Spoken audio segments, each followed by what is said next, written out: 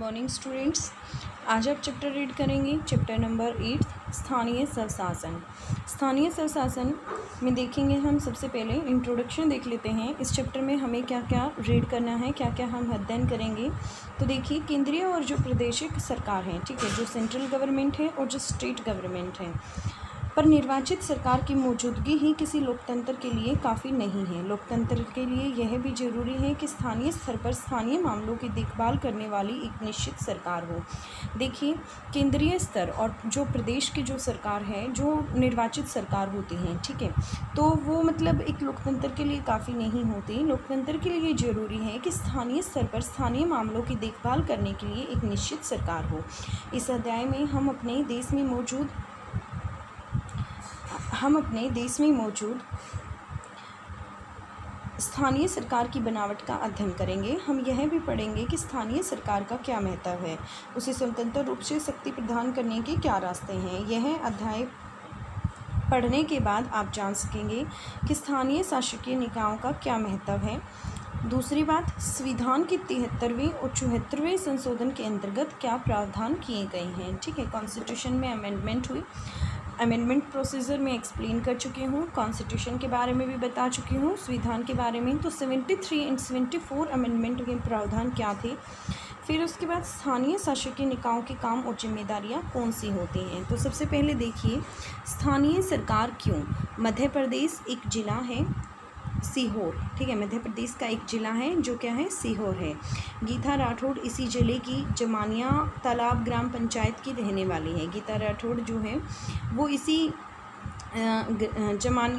जिले की जमानिया तालाब ग्राम पंचायत की रहने वाली हैं। एक आरक्षित सीट में सन 1995 में गीता सरपंच निर्वाचित हुई थी। गीता सरपंच के पद पे निर्वाचित हुई थी, लेकिन सन 2000 में गांव वालों ने अच्छे कामों का इनाम देते हुए गीता को दोबारा से चुना था। इस बार गीता एक सामान्य सीट से चुनी गई। गीता गृहिणी हुआ करती थी, लेकिन वह राजनीतिक रूप से एक दूरदर्शी नेता बनकर उभरी थी। गीता, देखिए, आपको यहाँ पर एक कस्बे, एक गांव के बारे में बताया गया है जहाँ पर गीता राठौड़ को सरपंच चुना गया था। शुरुआत में वह एक आरक्षित सीट पे चुनी गई थी, लेकिन उसके बाद वह सामान्य सीट पर उसका निर्वाचन हुआ था। वह एक गृहिणी थी, लेकिन जो उसकी सोच थी वह दूरदर्शी नेता के रूप में उभर कर सामने आई थी। उन्होंने अपने पंचायत की जनशक्ति का इस्तेमाल तालाबों को पक्का करवाया, स्कूल की इमारत और गांव में सड़क बनवाने के लिए किया। गीता ने अपने पंचायत की सामूहिक शक्ति का इस्तेमाल महिलाओं पर होने वाली घरेलू हिंसा और अत्याचार से लड़ने, पर्यावरण के प्रति जागरूकता पैदा करने और अपने गांव में वन तथा जल प्रबंधन को बढ़ावा देने में किया। ठीक है, सफल महिला की ऐसी ही एक कथा और है। यह महिला, देखिए, अभी तक आपने कौन सी जगह की पढ़ी है, मध्य प्रदेश की एक सफल महिला के बारे में बताया, हाँ, ठीक है। फिर उसके बाद तमिलनाडु की महिला के बारे में देख लेते हैं। तमिलनाडु के एक गांव वेंगेवसल की सरपंच थी। सन 1997 में तमिलनाडु की सरकार ने 71 सरकारी कर्मचारियों को 2-2 हेक्टेयर ज़मीन आवंटित की। 1997 में क्या हुआ था, तमिलनाडु की सरकार ने 71 सरकारी कर्मचारियों को 2-2 हेक्टेयर ज़मीन आवंटित की। यह ज़मीन वेंगीवसल ग्राम पंचायत के दायरे में थी। उच्चतर अधिकारियों के निर्देश पर कांचीपुरम जिले के कलेक्टर ने वेंगेवसल ग्राम पंचायत के सरपंच को आदेश दिया कि आवंटित जमीन के संबंध में जो फैसला लिया जा चुका है उसे मानते हुए ग्राम पंचायत इस आशय का प्रस्ताव पारित कराए। सरपंच और ग्राम पंचायत ने कलेक्टर के इस आदेश को मानने से इनकार कर दिया। कलेक्टर ने जमीन के अधिग्रहण का आदेश दिया। ग्राम पंचायत ने कलेक्टर के इस कार्रवाई के विरुद्ध मद्रास उच्च न्यायालय में एक याचिका दायर की थी, अपील की थी। उच्च न्यायालय की एकल खंडपीठ ने कलेक्टर के आदेश को जायज बताया। अदालत का फैसला था कि इस संबंध में ग्राम पंचायत की अनुमति लेने की जरूरत नहीं है। पंचायत ने इस फैसले के खिलाफ खंडपीठ के पास अपील की। खंडपीठ ने एकल न्यायाधीश के फैसले को उलट दिया और न्यायाधीश, जो पूरी खंडपीठ थी, उसका फैसला आया कि सरकारी आदेश पंचायत की शक्तियों की अवहेलना तो करता ही है, यह पंचायत की संवैधानिक हैसियत का भी सरासर उल्लंघन है। ये दोनों कथाएं क्या अलग अलग नहीं हैं। स्थानीय शासन की संस्थाओं को सन 1993 में संवैधानिक दर्जा प्रदान किया गया। इसके बाद से पूरे भारत में बड़े पैमाने पर बदलाव की लहर चल पड़ी। ये कथाएं इस बदलाव का सबूत पेश करती हैं। ठीक है, क्लियर हो गया आपको इतना। फिर उसके बाद देखिए यहाँ पर गांव और जिला स्तर के शासन को स्थानीय शासन कहते हैं। जो गांव और जिला स्तर पर जो शासन होता है उसे स्थानीय शासन कहा गया है। देखिए, मैंने आपको स्टार्टिंग में ही बताया कि केंद्र सरकार और राज्य सरकार, ठीक है, लोकतंत्र के लिए ये दोनों ही मतलब सीमित नहीं हैं। इसके अलावा यहाँ पर एक जो स्थानीय कार्य हैं, स्थानीय कार्यों की देखभाल के लिए स्थानीय शासन की भी ज़रूरत होती है, ठीक है। तो इसे ही क्या कहा गया है, स्थानीय शासन कहा गया है। स्थानीय शासन गांव तथा जिला स्तर पर होता है। स्थानीय शासन आम आदमी के सबसे नज़दीक का शासन है। स्थानीय शासन का विषय है आम नागरिक की समस्याएं और उसकी रोज़मर्रा की ज़िंदगी। स्थानीय शासन का अर्थ क्या है, आम नागरिक की जो भी समस्याएं हैं और उसकी रोज़मर्रा की ज़िंदगी। स्थानीय शासन की मान्यता है कि स्थानीय ज्ञान और स्थानीय हित लोकतांत्रिक फैसला लेने के लिए अनिवार्य घटक हैं, कारगर हैं और जनहितकारी प्रशासन के लिए भी यह जरूरी है। स्थानीय शासन का फ़ायदा यह है कि वह लोगों के सबसे नज़दीक होता है। इस कारण उनकी समस्याओं का समाधान भी बहुत तेज़ी से तथा कम खर्चे से हो जाता है। देखिए, स्थानीय शासन का क्या फ़ायदा है। स्थानीय शासन जो है वह लोगों के काफ़ी नज़दीक होता है, इसीलिए वह उनकी समस्याओं को भी आसानी से जान लेता है और उनकी समस्याओं का समाधान कर सकता है। वह समस्याओं का समाधान जो है वह कम खर्चे पर हो जाता है। गीता राठौड़ वाले मामले में हमने देखा था कि उन्होंने ग्राम पंचायत के सरपंच के रूप में सक्रिय भूमिका निभाते हुए जमानिया तालाब पंचायत में बड़ा बदलाव कर दिया। वेंगे वसल गांव की ज़मीन पर उस गांव का ही हक है। अपनी ज़मीन के साथ क्या करना है यह फैसला करने का अधिकार भी गांव के हाथ में रहा है। ऐसा ग्राम पंचायत के सरपंच और पंचायत के सदस्यों के जुझारू प्रयासों के कारण संभव हुआ है। इस तरह स्थानीय शासन लोगों के स्थानीय हितों की रक्षा में अत्यंत कारगर साबित हो सकता है। लोकतंत्र का मतलब है सार्थक भागीदारी। लोकतंत्र का मतलब है सार्थक भागीदारी, मतलब सभी, एक तरह से हम कह सकते हैं कि मतलब सभी की सभी लोगों की इसमें भागीदारी होनी चाहिए और सार्थक भागीदारी होनी चाहिए। लोकतंत्र का रिश्ता जवाबदेही से भी है। जीवंत और मजबूत स्थानीय शासन सक्रिय भागीदारी और उद्देश्यपूर्ण जवाबदेही को सुनिश्चित करता है। गीता राठौड़ की कहानी प्रतिबद्धता के साथ लोकतंत्र में भागीदारी की घटनाओं में एक है। वेंगी वसल ग्राम पंचायत ने अपनी ज़मीन पर हक बनाए रखने के लिए अथक प्रयास किए थे। अपनी ज़मीन उन्होंने कलेक्टर, जो उनकी ज़मीन का अधिग्रहण हो रहा था, इसके लिए मतलब जो वहाँ की ग्राम पंचायत थी उसने याचिका दायर की थी। पहले एक न्यायाधीश के अंडर में याचिका हुई, तब फैसला उनके अगेंस्ट आया था। फिर उन्होंने खंडपीठ के सामने याचिका दी, तो उस याचिका के बाद मतलब यहाँ पर जो स्थिति उत्पन्न हुई वो आप देख सकते हैं कि उन्होंने ग्राम पंचायत के हक में फ़ैसला दिया था। यह जवाबदेही को सुनिश्चित करने के एक मिशन की मिसाल है। स्थानीय शासन के स्तर पर आम नागरिक को उसके जीवन से जुड़े मसलों, ज़रूरतों और उसके विकास के बारे में फ़ैसला लेने की प्रक्रिया को शामिल किया जाता है। जो काम स्थानीय स्तर पर किए जा सकते हैं वे काम स्थानीय लोगों और उनके नुमाइंदों के हाथ में रहने चाहिए। लोकतंत्र के लिए यह जरूरी है। आम जनता प्रादेशिक और केंद्रीय सरकार से कहीं ज़्यादा परिचित स्थानीय शासन से होती है। देखिए, यहाँ पर जो आम जनता है, ठीक है, वह ज़्यादातर प्रादेशिक और केंद्रीय सरकार से कहीं ज़्यादा परिचित स्थानीय शासन से होती है, क्योंकि वह उनकी नज़दीक होती है। स्थानीय शासन क्या कर रहा है और क्या करने में नाकाम रहा है, आम जनता का इस सवाल से कहीं ज़्यादा सरोकार होता है, क्योंकि इस बात का सीधा असर उसकी रोज़मर्रा की ज़िंदगी पर पड़ता है। इस तरह स्थानीय शासन को मजबूत करना लोकतांत्रिक प्रक्रिया को मजबूत करने या मजबूत बनाने के समान है। भारत में स्थानीय शासन का विकास देख लेते हैं। आइए इस बात की चर्चा करें कि भारत में स्थानीय शासन का विकास कैसे हुआ और हमारे संविधान में इसके बारे में क्या कहा गया है। माना जाता है कि आप अपना शासन खुद चलाने वाले ग्राम समुदाय प्राचीन भारत में सभा के रूप में मौजूद थे। समय बीतने के साथ गांव की इन सभाओं ने पंचायत का रूप ले लिया। समय बदलने के साथ साथ पंचायतों की भूमिका और काम भी बदलते रहे। आधुनिक समय में स्थानीय स्वशासन के निर्वाचित निकाय सन 1882 के बाद अस्तित्व में आए थे। उस वक्त जो लॉर्ड लिपन है वह भारत आया था और भारत का वायसराय था। देखिए जब स्थानीय शासन की 1882 में बात गई तो आपसे क्वेश्चन पूछा जा सकता है कि उस समय भारत के वायसराय कौन थे, तो लॉर्ड रिपन थे। उसने इन निकायों को बनाने की दिशा में पहलकदमी की। उस वक्त तो इसे मुकामी बोर्ड या लोकल बोर्ड कहा जाता था। बहरहाल इस दिशा में प्रगति बड़ी धीमी गति से हो रही थी। भारतीय राष्ट्रीय कांग्रेस ने सरकार से मांग की कि सभी स्थानीय बोर्ड को ज़्यादा कारगर बनाने के लिए वह जरूरी कदम उठाएं। गवर्नमेंट ऑफ इंडिया एक्ट आया 1990 के बनने के बाद अनेक प्रांतों में ग्राम पंचायत बने। सन 1935 में गवर्नमेंट ऑफ इंडिया एक्ट के बाद भी यह प्रवृत्ति जारी रही। भारतीय स्वतंत्रता संग्राम के दिनों में महात्मा गांधी ने जोर देकर कहा कि आर्थिक और राजनीतिक सत्ता का विकेंद्रीकरण होना चाहिए। देखिए विकेंद्रीकरण का मतलब क्या है, पावर का डिवीज़न, ठीक है, पावर का बंटवारा होना चाहिए। उनका मानना था कि ग्राम पंचायतों को मजबूत बनाना सत्ता के विकेंद्रीकरण का कारगर साधन है। ठीक है, विकास की हर पहल कदमी में स्थानीय लोगों की भागीदारी होनी चाहिए ताकि यह सफल रहे। इस तरह पंचायत को सहभागी लोकतंत्र को स्थापित करने के साधन के रूप में देखा गया है। दिल्ली में बैठे गवर्नर जनरल के हाथ में बहुत ज़्यादा शक्तियाँ थीं। हमारी स्वतंत्रता संग्राम की चिंताओं में यह बात भी शामिल थी। इस कारण हमारे नेताओं के लिए आज़ादी का अर्थ एक आश्वासन था कि फैसला लेने में तथा कार्यपालिका और प्रशासनिक शक्तियों के इस्तेमाल में विकेंद्रीकरण होगा। भारत की आज़ादी का मतलब होना चाहिए समूचे भारत की आज़ादी की शुरुआत सबसे नीचे से होनी चाहिए।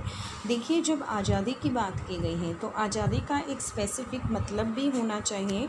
और वह मतलब क्या होना चाहिए, वह मतलब कुछ ऐसा होना चाहिए कि मतलब जो आज़ादी की बात की जाए वह उसकी शुरुआत सबसे नीचे से होनी चाहिए। इस तरह हर गांव एक गणराज्य होगा। इसका मतलब यह है कि हर गांव आत्मनिर्भर और अपने मामलों को खुद निपटाने के काबिल होना पड़ेगा। अनगिनत गांवों से बने इस ढांचे में आगे की ओर फैलते हुए ऊपर चढ़ते दायरे होंगे। जीवन एक पिरामिड की तरह होगा जिसे शीर्ष आधार पर टिका होगा। ठीक है, जैसे मैं यहाँ पे ऐसे बात करूँ, it looks like a pyramid. ठीक है, ट्रेंगुलर शेप जब मैंने दी तो इसको भी हमने 3 पार्ट्स में डिवाइड किया है। सबसे नीचे वाला लेवल, फिर अपर, इस तरीके से भारतीय स्थानीय शासन को डिवाइड किया गया है। जब संविधान बना तो स्थानीय शासन का विषय प्रदेशों को सौंप दिया गया।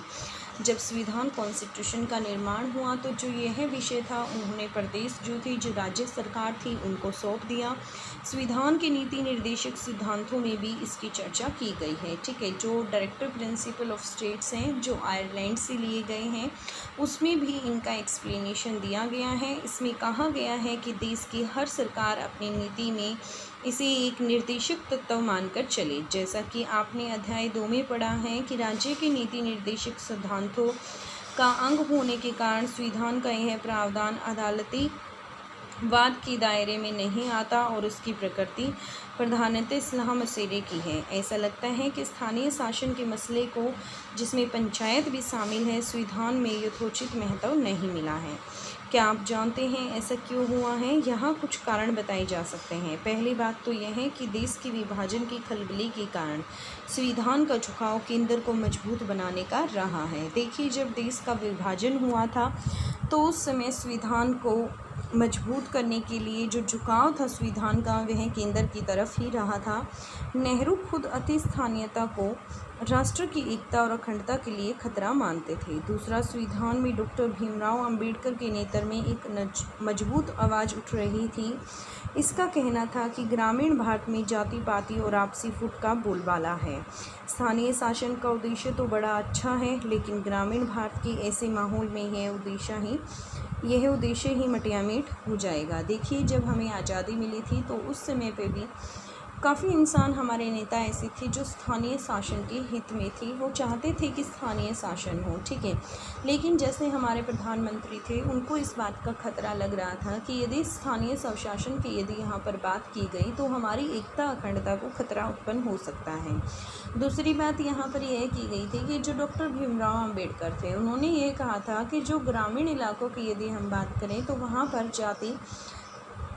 जातीय मतलब भेदभाव है, काफ़ी फुट है वहाँ पर, और यदि यह स्थानीय शासन वहाँ पर लागू किया गया तो जो इसका उद्देश्य है वो इन जातीय भेदभाव में ही मलियामेट हो जाएगा, ख़त्म हो जाएगा। बहरहाल किसी भी सदस्य ने विकास परियोजनाओं में जन भागीदारी की महत्व से इनकार नहीं किया।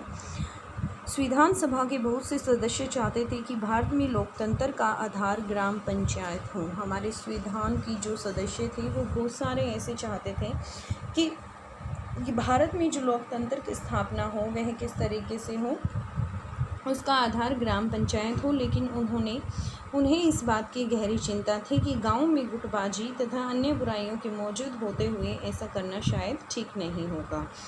अब देखिए उसके बाद भारतीय स्वतंत्र भारत के स्थानीय स्वशासन की शुरुआत देख लेते हैं।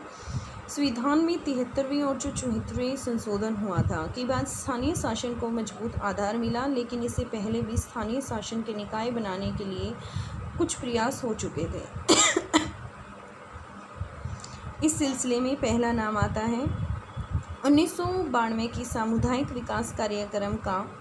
इस कार्यक्रम के पीछे सोच यह थी कि स्थानीय विकास की विभिन्न गतिविधियों में जनता की भागीदारी हो। ठीक है, जो ये कम्युनिटी डेवलपमेंट प्रोग्राम बना, इसकी पहली सोच थी वह क्या थी कि स्थानीय विकास की विभिन्न गतिविधियों में जनता की भागीदारी होनी चाहिए। इसी पृष्ठभूमि में ग्रामीण इलाकों के लिए त्रिस्तरीय पंचायती राज व्यवस्था की सिफारिश की गई। ठीक है, 3 टायर सिस्टम इसमें आया। कुछ प्रदेश जो मसलन गुजरात, महाराष्ट्र ने सन 1960 में निर्वाचन द्वारा बने स्थानीय निकायों की प्रणाली अपना ली थी, लेकिन अनेक प्रदेशों में इन स्थानीय निकायों की शक्ति इतनी नहीं थी कि स्थानीय विकास की देखभाल हो सके। इन्हें इतनी पावर नहीं मिली थी, इतनी शक्ति नहीं मिली थी कि जो वहाँ का क्षेत्र है वहाँ पर स्थानीय विकास की देखभाल हो सके। ये निकाय वित्तीय मदद के लिए प्रदेश तथा केंद्रीय सरकार पर बहुत ज़्यादा निर्भर थे। ये जो निकाय थे ये वित्तीय मदद के लिए प्रदेश तथा केंद्रीय सरकार पर बहुत ज़्यादा निर्भर थे। कई प्रदेशों ने तो यह तक माना था कि निर्वाचन द्वारा स्थानीय निकाय स्थापित करने की भी ज़रूरत है। ऐसे बहुत से उदाहरण हैं जहां स्थानीय निकायों को भंग करके स्थानीय शासन का जिम्मा सरकारी अधिकारी को सौंप दिया गया। कई प्रदेशों में अधिकांश स्थानीय निकायों के चुनाव अप्रत्यक्ष रीति से हुए। अनेक प्रदेशों में स्थानीय निकायों के चुनाव समय समय पर स्थगित होते रहे। ठीक है, सन 1987 के बाद स्थानीय शासन की संस्थाओं की गहन पुनरावलोकन की शुरुआत हुई। सन 1989 में पी.के. थुंगन समिति ने स्थानीय शासन के निकायों को संवैधानिक दर्जा प्रदान करने की सिफारिश की थी।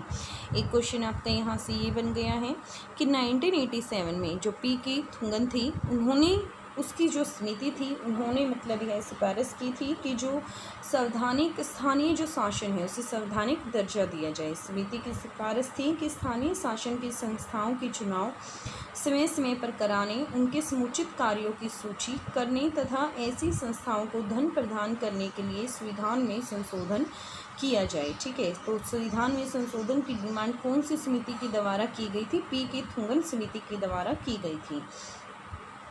कहाँ पहुँचे और क्या समझे? नेहरू और डॉक्टर अंबेडकर दोनों स्थानीय शासन के निकायों को लेकर खास उत्साहित नहीं थे। दोनों के पॉइंट ऑफ व्यू मैंने आपको क्लियर कर दिए हैं। नेहरू जी की थिंकिंग थी कि एकता और अखंडता को खतरा उत्पन्न होगा। डॉक्टर अंबेडकर जी को लगता था कि जो मतलब गांव के अंदर, ठीक है, जो जातीय भेदभाव हैं उनकी वजह से यह इतना सफल नहीं रहेगा।